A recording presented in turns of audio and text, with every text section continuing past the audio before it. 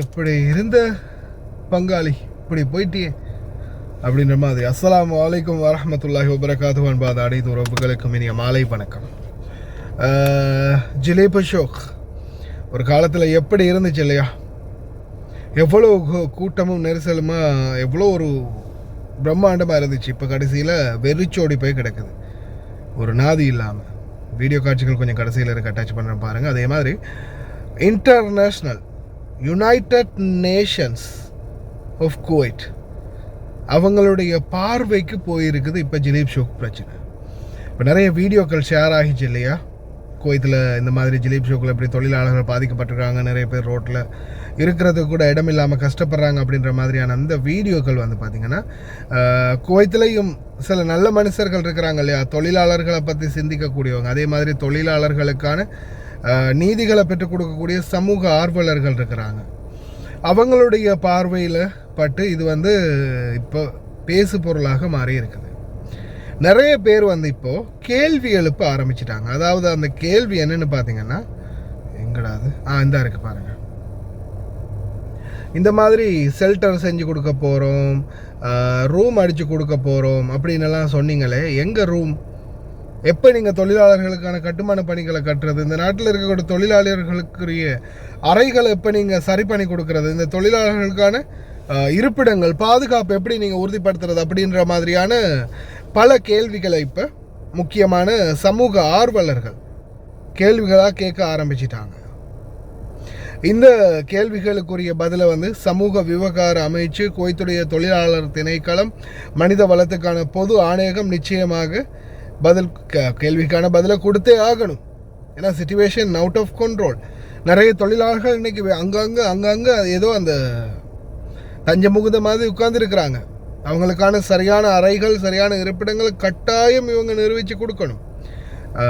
அதாவது அப்படி இல்லாத பட்சத்தில் மிகப்பெரிய அளவில் தொழிலாளர்களுக்கான பற்றாக்குறை குவைத்தில் ஏற்படும் அப்படின்ற மாதிரியான ஒரு தொழிலாளர் சந்தையில் மிகப்பெரிய ஒரு வீழ்ச்சி ஏற்படும் அப்படின்னு சொல்கிறாங்க.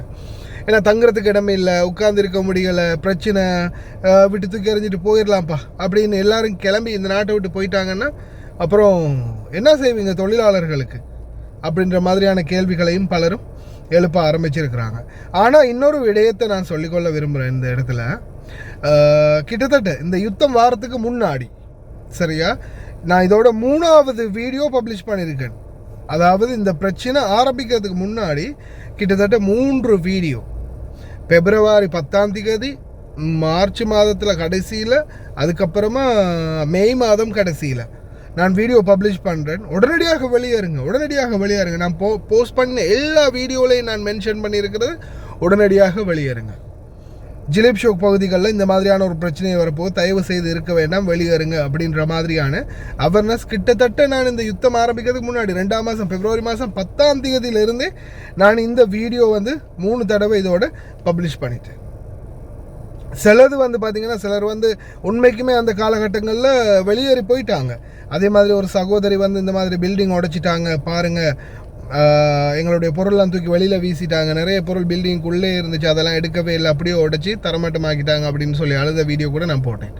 அந்த டைமில் கூட நிறைய பேர் வந்து என்னுடைய வீடியோ பார்த்தவங்க வெளியாகி போயிருந்தாங்க.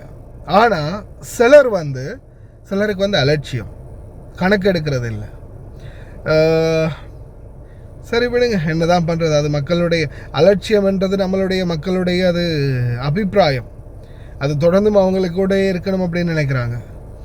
இனி வரும் காலங்களையாவது கொஞ்சம் அரசாங்க ரூல்ஸை மதித்து நடங்க. அதே மாதிரி இன்னொன்று நல்லா புரிஞ்சுக்கோங்க, நீங்கள் அப்பார்ட்மெண்ட்களில் இருக்கிறீங்கன்னா ஒவ்வொரு அப்பார்ட்மெண்ட்களில் வந்து செக் பண்ணுவாங்க. ஆனால் செக் பண்ணும்போது கட்டாயம் அறைகளுக்கு உரிமையாளரையும் செக் பண்ணுவாங்க. இப்போ நீங்கள் ஒரு ரூமில் இருக்கிறீங்க, இந்த ரூம் வந்து யாருடைய பேரில் புக்கிங் ஆகி இருக்குது, யாருக்கு இந்த ரூமுடைய அட்ரஸ் கொடுப்பட்டிருக்குது, இந்த ரூமில் யார் இருக்கிறாங்க, அதே ஆள் இருக்குதா இல்லை வேறு யாராவது இருக்குதா அப்படின்ற செக்இன் வரும்போது காதிம் வீசா அடிச்சுட்டு வெளியில் அப்பார்ட்மெண்ட்டுகளில் இருக்கிற நிறைய பேர் மாட்டுவீங்க. ரொம்ப கவனமாக இருங்க. ஏன்னா இந்த அப்பார்ட்மெண்ட் வந்து இன்னார பேரில் இருக்குது, அவங்க எங்கே, நீங்கள் காதிம் வீசாவில் இங்கே என்ன பண்ணுறீங்க அப்படின்ற கேள்வி வரும்போது சிக்கல் வரும். அதற்கும் தயாராக இருங்க. இனி வரும் நாட்களில் கொஞ்சம் குவைத்துடைய ரூல்ஸ் அண்ட் ரெகுலேஷன் கடும் ஸ்ட்ரிக்டாக தான் வரும்.